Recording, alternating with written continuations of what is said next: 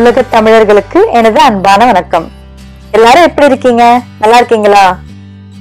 Silver play button award வாங்கிய சந்தோஷத்தை உங்ககிட்ட எல்லார்கிட்டயும் ஷேர் பண்ணதுல எனக்கு ரொம்ப ரொம்ப மகிழ்ச்சிங்க. அதை விட மகிழ்ச்சி என்ன அப்படின்னா, உங்களுடைய ஒவ்வொரு கமெண்ட்ஸ் தாங்க. அந்த கமெண்ட்ஸ்ல எவ்வளவு அழகா வாழ்த்திருந்தீங்க.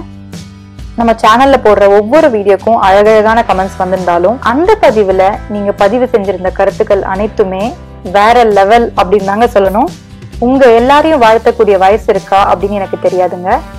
ஆனா உங்க எல்லார் வாழ்க்கையிலுமே நிறைய நல்ல நல்ல விஷயங்கள் நடக்கணும் அப்படின்னு கடவுளை வேண்டிக்கிறேங்க. இந்த பதிவுல நம்ம என்ன பார்க்க போறோம் அப்படின்னா, தக்காளி செடிக்கு உரம் சரியா கொடுத்தா கூட சரியா வளர மாட்டேங்குது, அதுக்கு என்ன பண்ணணும், அது மட்டும் இல்லாம தக்காளி செடியில அதிக விளைச்சல் எடுக்க என்ன பண்ணணும் அப்படின்றத பார்க்கலாங்க. இந்த வீடியோல சொல்ற டிப்ஸை செஞ்சிட்ட பிறகு என்னோட செடி எப்படி இருந்தது அப்படின்றதையும் பார்க்க போறோம். வீட்டுல இருக்க தக்காளியை வச்சு தக்காளி நாற்றுகளை வளர வச்சதுக்கு அப்புறம் இந்த கார்டன் பெட்ல தக்காளி நாற்றுகளை நம்ம மாத்தி வச்சோம். தக்காளி நாற்றுகளை மாத்தி வைக்கும் போதே இந்த தக்காளி நாற்றுகளுக்கு தேவையான உரம் எல்லாமே கொடுத்தாச்சுங்க. ஆனாலும் தக்காளி செடி சரியா வளரவே இல்லை. அதுக்கு காரணம் போதிய அளவு சூரிய வெளிச்சம் இல்லாம தொடர்ந்து மழை பெஞ்சிட்டே இருந்ததுங்க. பொதுவா மழை பெஞ்சிட்டே இருந்தது அப்படின்னா பூச்சி தாக்குதலும் நிறைய வரும். நான் இருக்கிற இடத்துல ஸ்லக்ஸ் அப்படின்ற பூச்சி தாக்குதல் ரொம்ப அதிகமாவே இருக்குங்க. ஸ்லக்ஸ் அப்படின்றது இலை அட்டை. பொதுவா இந்த வகை அட்டை பூச்சி ஓரிரு நாளுக்குள்ளேயே சின்ன நாற்றுகளை சாப்பிட்டுருங்க. குறைவான சூரிய வெளிச்சம், அதிகப்படியான மழை, காற்று, பூச்சி தாக்குதல், இந்த மாதிரி பல சவால்களை இந்த தக்காளி நாற்றுகள் சந்திச்சிட்டு இருந்ததுங்க. இந்த சின்ன நாற்றுகள் ஓரளவு வளர்ந்துருச்சு அப்படின்னா இந்த அட்டை வகையிட்ட இருந்து தப்பிச்சிடலாம். அதனால இந்த செடிய அழகா வளர வைக்கணுங்க. அதுக்கான வேலையை தான் இப்ப செய்ய போறோம். மண்ணுல உரம் இருக்கு, ஆனா இந்த செடி வளர மாட்டேங்குதுங்க. அதுதான் இப்ப நம்மளோட பிரச்சனை.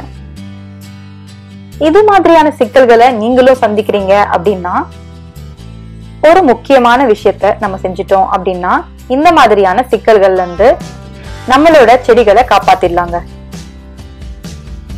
தக்காளி செடியில அதிக விளைச்சல் எடுக்கிறதுக்கும் செடி ஆரோக்கியமா வளர்றதுக்கும் நாம கொடுக்க வேண்டியது கார்டன் லைம், அதாவது சுண்ணாம்புங்க. இந்த கார்டன் லைம் மண்ணுல இருக்க pH லெவலை உயர்த்துதுங்க. தக்காளி செடி அசிடிக் தன்மை இருக்க மண்ணுல நல்லா வளருங்க. ஆனா அதிகமான அசிடிக் தன்மை இருக்கும் போதுதான் மண்ணுல இருக்கக்கூடிய சத்தை அந்த செடி எடுத்துக்க முடியாது. அதனால சுண்ணாம்பு சேர்க்கும் போது அதிகப்படியான அசிடிக் தன்மைய சரியான அளவுக்கு குறைத்து மண்ணுல இருக்க சத்துக்களை செடிகள் எடுத்துக்கிறதுக்கு உதவுதுங்க. அது மட்டும் இல்லாம செடிகளுக்கு கால்சியம் சத்து கொடுக்குது. மொத்தத்துல நம்ம செடிகள் இருக்கிற மண்ணு அசிடிக்கா இருந்தது அப்படின்னா இந்த சுண்ணாம்பு சேர்க்கும் போது செடி நல்லா செழிப்பா வளருங்க. நம்மளுடைய மண்ணுல பாஸ்பரஸ், ஜிங்க் சத்து கம்மியா இருந்தா கூட செடிகளோட வளர்ச்சி ரொம்ப கம்மியா தாங்க இருக்கும். ஆனா இந்த சுண்ணாம்பு சத்து சேர்க்கும் போது நம்ம மண்ணுல இருக்க வேண்டிய நல்ல பாக்டீரியாக்களும் வரவழைக்குது. அது மட்டும் இல்லாம பாஸ்பரஸ், ஜிங்க் சத்தையும் கொடுக்குதுங்க. அதனால செடி சூப்பரா வளருங்க. இந்த மாதிரி சுண்ணாம்பு பல நன்மைகளை தர்றதுனால என்னுடைய தக்காளி செடிக்கும் இந்த சுண்ணாம்பு கூட கொஞ்சம் கம்போஸ்ட் கலந்து தாங்க கொடுத்துருக்கேன். அதுதாங்க இப்ப நீங்க பாத்துட்டு இருக்கீங்க. செடிக்கு பக்கத்துல மண்ணுக்கு மேல வெங்காய தோள்கள் இருக்கிறத நீங்க பாத்துட்டு இருப்பீங்க. இந்த மாதிரி கார்டன் பெட்ல இருந்தாலும் சரிங்க, தொட்டில இருந்தாலும் சரி, மண்ணுக்கு மேல இந்த மாதிரி வெங்காய தோள்கள் எல்லாம் சேர்க்கும் போது தேவையில்லாத பூச்சிகளை அது வரவழைச்சிடும். அதனால இந்த தவறை கண்டிப்பா செய்யக்கூடாதுங்க. ஒரு சிலருக்கு சந்தேகம் இருக்கலாம், சுண்ணாம்பு சேர்த்துட்ட பிறகு கண்டிப்பா செடிகள் நல்லா வளருமா அப்படின்னு. கண்டிப்பா சூப்பரா வளருங்க. லைம் போட்ட உடனே வேலை செய்யாதுங்க. அது வேலை செய்யறதுக்கு மாத கணக்குக்கு மேல எடுத்துக்கும். எவ்வளோக்கு எவ்வளோ ஃபைன் பவுடரா இருக்கோ அவ்வளோக்கு அவ்வளோ ஓரளவுக்கு சீக்கிரமா அதோட வேலை செய்யும். தேவையான அளவை விட pH ரொம்ப கம்மியா இருந்தது அப்படின்னா வார கணக்கிலே நமக்கு ஒரு சில முன்னேற்றங்கள் தெரியுங்க. என்னோட தக்காளி செடி இந்த சுண்ணாம்பு சேர்த்த பிறகு எப்படி வளர்ந்துருக்குன்னு பார்க்கலாமா? 2 வாரம் கழிச்சு இந்த மாதிரி இருக்குங்க.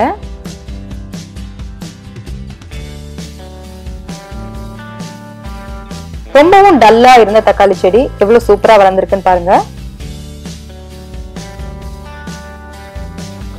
பூண்டு எப்படி வளர்க்கணும், பூண்டு கீரையில சத்தா எளிமையா ஒரு டேஸ்டி ரெசிபியை நம்ம சேனல்ல ஆல்ரெடி பார்த்திருக்கோங்க. பூண்டுல எவ்வளவு சத்து இருக்கோ பூண்டு கீரையிலயும் அவ்வளவு சத்து இருக்குங்க. அந்த பதிவை பார்க்காதவங்க சேனலை மறக்காம செக் பண்ணுங்க. இந்த மாதிரி பூண்டு கீரைகளை வளர்க்கறது ரொம்பவும் சுலபங்க. பூச்சிகள் தொல்லை இருக்கும் போது இயற்கை பூச்சிக்கொல்லிகள் எவ்வளவுதான் அடிச்சாலும் மழை வரும்போது ஒரு சில டைம் அதோட பலன் கம்மியா தாங்க இருக்கு. அதனால நம்ம வளர்த்திருந்த இந்த பூண்டை தக்காளிக்கு பக்கத்துல இதையும் வச்சிட்டோம் அப்படின்னா ஓரளவுக்கு உபயோகமா இருக்கும். எவ்வளவு வேர் விட்டுருக்கு பாருங்க. இதை தனியா வளர்க்கறதுக்கு பதிலா இந்த மாதிரி செடிகளுக்கு பக்கத்துல வச்சிட்டோம் அப்படின்னா பூச்சி தாக்குதல் நல்லாவே கம்மியா இருக்குங்க. வச்ச தக்காளி செடியில ஒரே ஒரு தக்காளி செடியை மட்டும் அந்த இலையட்டை ஃபுல்லா சாப்பிட்டுச்சு. மற்ற தக்காளி நாற்றுகள் எல்லாம் சுண்ணாம்பு சேர்த்த பிறகு நல்லா வளர்ந்து அடுத்த ஸ்டேஜ்ல இருக்குங்க. பூண்டுகளையும் இந்த தக்காளி செடி பக்கத்துல வச்சது ரொம்பவும் பயனுள்ளதாவே இருந்ததுங்க. இந்த பதிவுல உங்களுக்கு பிடிச்ச டிப்ஸ் என்ன அப்படின்றதையும் நீங்க எந்த மாதிரி சவால்களை சந்திச்சுட்டு இருக்கீங்க அப்படின்றதையும் மறக்காம கமெண்ட்ஸ்ல சொல்லுங்க. இந்த பதிவு பயனுள்ளதா இருந்ததுன்னா மறக்காம ஒரு லைக் கொடுங்க. நியூ வியூவர்ஸ் என்னோட மற்ற பயனுள்ள பதிவுகளை சேனல் பிளேலிஸ்ட்ல பாருங்க. ஒவ்வொரு பதிவுமே ரொம்பவும் உபயோகமா இருக்குங்க. உங்க எல்லாருடைய சப்போர்ட்டுக்கும் மிக்க நன்றி.